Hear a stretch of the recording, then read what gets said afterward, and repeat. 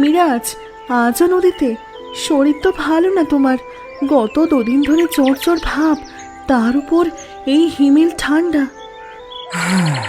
কি করব বলো, পেটের টান, নদীর টান, সব কিছুর ঊর্ধ্বে। গত এক সপ্তাহ ধরে জাল টেনেছি, কিন্তু দুবেলার খাবারের সংস্থানও হয়নি। আজ যদি কিছু না পাই তাহলে সোহার দুধ কেনার টাকাও থাকবে না। আল্লাহ জানে কি হবে আমাদের। কটা টাকা যে ধার হয়েছে সেই হিসেবও ভুলে গেছি। আল্লাহ ভরসা, আজ দেখবে একটা বড় ইলিশ আমার জালে পড়বেই। সোহার জন্য ইলিশ বিরিয়ানি।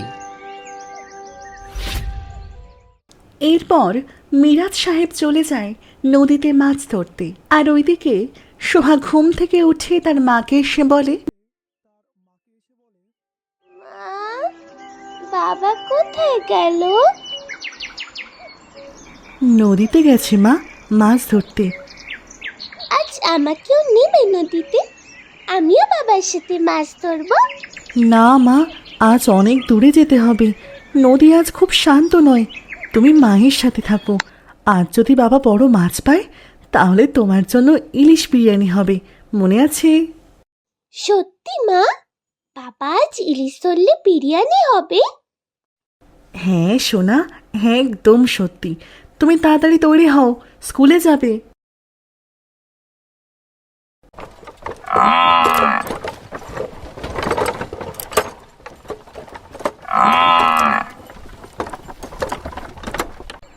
আল্লাহ, শুধু একটি ইলিশ, শুধু একটি যথেষ্ট আমার সোহার জন্য।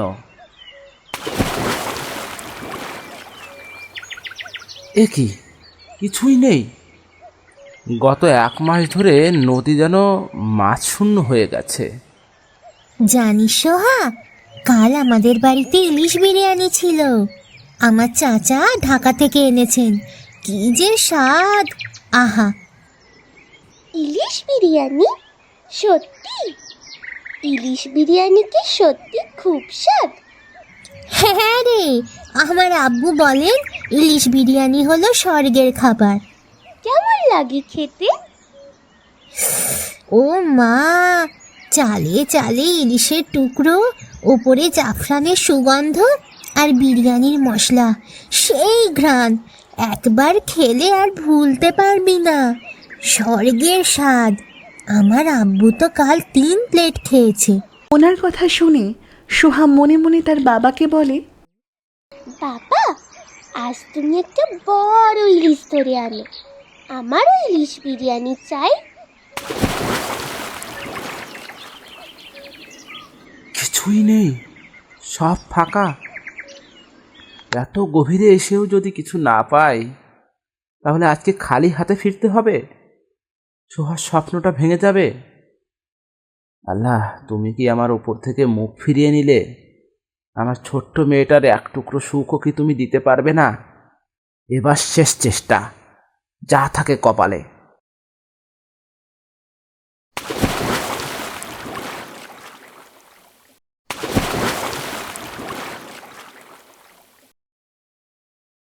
এ কি, এত ভারী? কি আটকেছে জালে? এরপর মিরাজ সাহেব জাল টেনে দেখে জালে একটা বিশাল বড় ইলিশ মাছ বেঁধেছে। ইয়া আল্লাহ, এ তো এক দৈত্যাকার ইলিশ। এ তো আমাদের সবার ভাগ্য ফিরিয়ে দেবে। এইবার আর ছাড়ছি না তোকে। আলহামদুলিল্লাহ, অবশেষে। এরপর মিরাজ সাহেব মাছটাকে কাঁধে করে নিয়ে গ্রামের রাস্তা দিয়ে বাড়ির দিকে রওনা হয়।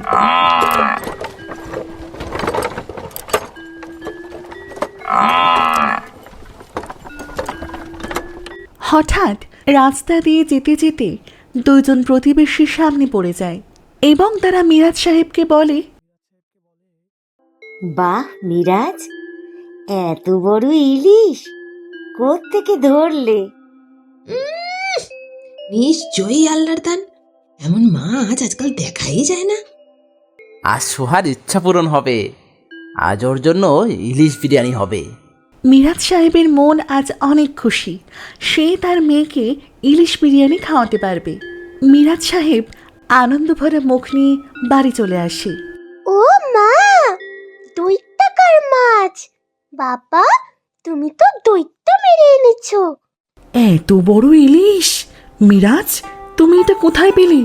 আমি তো জীবনে এমন মাছ দেখিনি। আল্লাহর রহমত। বেচলে তো ভালো দাম পাবে, ধারগুলো সব শোধ করা যাবে, আর সোহার স্কুলের মাইনেও দিতে পারবো। না, আজ ইলিশ বিরিয়ানি হবে। সোহার স্বপ্ন পূরণ হবে। টাকা পয়সা আসবে যাবে, কিন্তু আমার মেয়ের মুখের হাসিটা অমূল্য।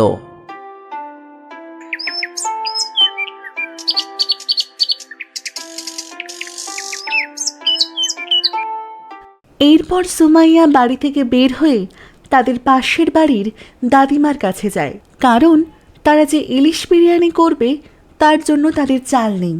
দাদিমাকে সোহার ইলিশ বিরিয়ানি খাওয়ার কথা বলতেই দাদিমা সুমাইয়াকে এক বাটি চাল দিয়ে দেয়।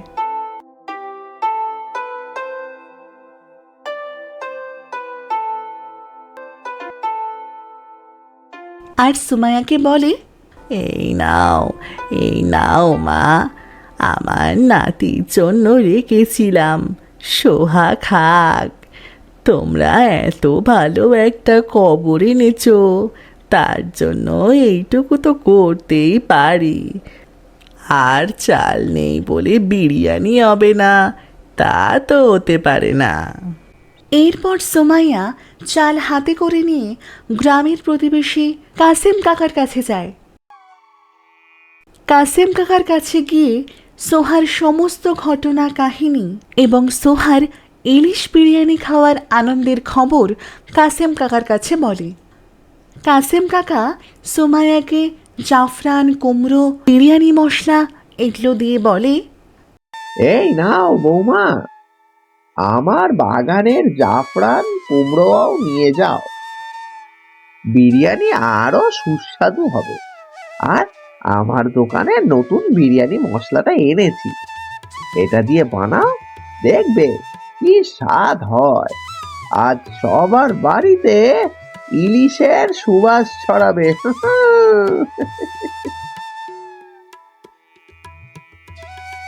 এরপর সুমাইয়া রান্না করার সমস্ত জিনিসপাতি নিয়ে বাড়ি চলে আসে।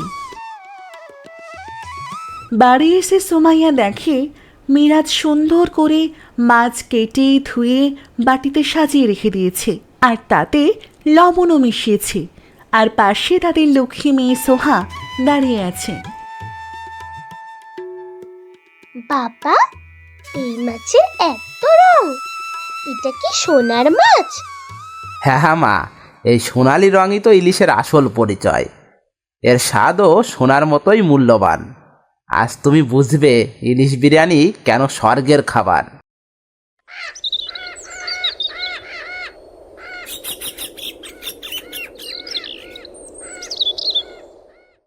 সুমাইয়া রান্নাঘরে গিয়ে রান্না শুরু করে দেয়, আর মিরাজ সুমাইয়ার কাছে এসে বলে,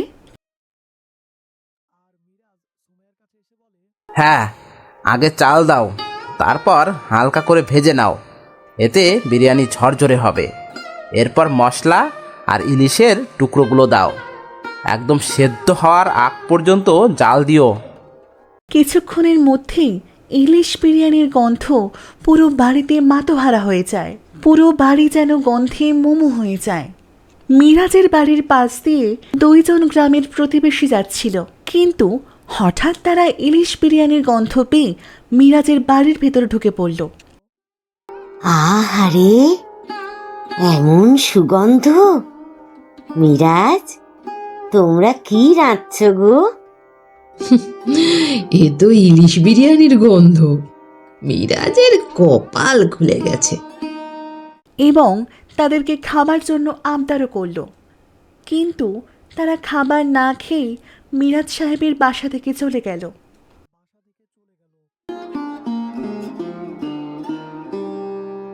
কি সুন্দর গন্ধ মা! আমার তো আর তর সইছে না। আর মাত্র 10 মিনিট, একটু ধৈর্য ধরো মা। স্বর্গের স্বাদ নিতে একটু অপেক্ষা তো করতেই হয়।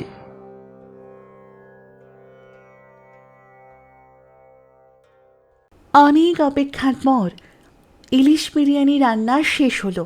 রান্না শেষে তারা সবাই খেতে বসে পড়ল।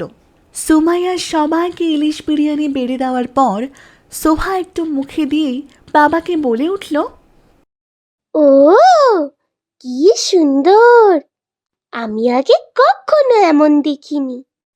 এটা তোমার স্বপ্ন মা? এটা স্বর্গের স্বাদ। বাবা, মা, এটা সত্যি স্বর্গের স্বাদ। মোনা মিথ্যে কথা বলেনি।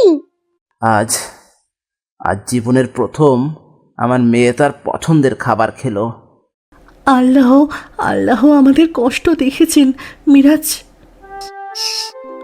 এমন সময় মিরাজের বাড়ির পাশ দিয়ে যাচ্ছিল আলমগীর সাহেব। তিনি ঢাকায় থাকেন, কিন্তু গ্রামে মাঝে মাঝে আসেন ব্যবসার কাজের জন্য। হঠাৎ ইলিশ বিরিয়ানির গন্ধ পেয়ে আহ, এই গন্ধ! ইলিশ বিরিয়ানি! এত সুন্দর সুবাস! এই গ্রামে এমন সুস্বাদু বিরিয়ানি কে রাঁধছে? আলমগীর সাহেব মিরাজ সাহেবের বাড়ি ঢুকে পড়ল আর মিরাজ সাহেবকে ডাকতে থাকল। মিরাজ সাহেব ঘর থেকে বেরিয়ে এসে আলমগীর সাহেবকে বলে উঠল, বসুন সাহেব, একটু খান। আমরা সামান্য মানুষ। না না, লজ্জিত হবেন না। আমি শুধু এই অপূর্ব সুবাসের টানেই এসেছি। এমন সুগন্ধ আমি আগে কখনো পাইনি। আপনার বাড়িতে কি কোনো উৎসব চলছে? মিরাজ সাহেব আলমগীর সাহেবকে ইলিশ বিরিয়ানি খাওয়ার পুরো ঘটনাটা খুলে বলল। আলমগীর সাহেব সব কিছু শুনে মিরাজ সাহেবের ঘরের ভেতর ঢুকে পড়ল এবং তাদের সাথে বসে অনেক যত্ন করে সুন্দর করে ইলিশ বিরিয়ানি খেলো। না, তুমি নিজে ইলিশ ধরেছ? এত বড় ইলিশ! না, আমি তো ভেবেছিলাম বাজারে কিনেছো। এমন বিশাল ইলিশ আজকাল সচরাচর দেখা যায় না। আর এত সুস্বাদু বিরিয়ানি আমি আমার জীবনে কখনো খাইনি। হ্যাঁ সাহেব, নদীর শেষ চেষ্টা ছিল। তোমার সাহস আর পরিশ্রমের প্রশংসা করতেই হয়। আর তোমার মেয়ের জন্য এই ভালোবাসা সত্যি অসাধারণ। আলমগীর সাহেব ঘর থেকে বেরিয়ে এসে উঠোনে এসে মিরাজ সাহেবকে বলল, আমার ঢাকার কাছে একটা বড় ফিশ ফার্ম আছে। সেখানে একজন বিশ্বস্ত ও পরিশ্রমী মানুষের দরকার। তুমি কি আমার ফার্মে কাজ করবে? কাল থেকে কাজ শুরু করবে। থাকা খাওয়ার সুব্যবস্থা আর ভালো মাইনেও পাবে। সত্যি বলছেন সাহেব? আমি আমি কাজ করব আপনার ফার্মে? হ্যাঁ মিরাজ, আমি তোমার সততা আর পরিশ্রম দেখে মুগ্ধ। তোমার মতো একজন বিশ্বস্ত মানুষই আমার দরকার।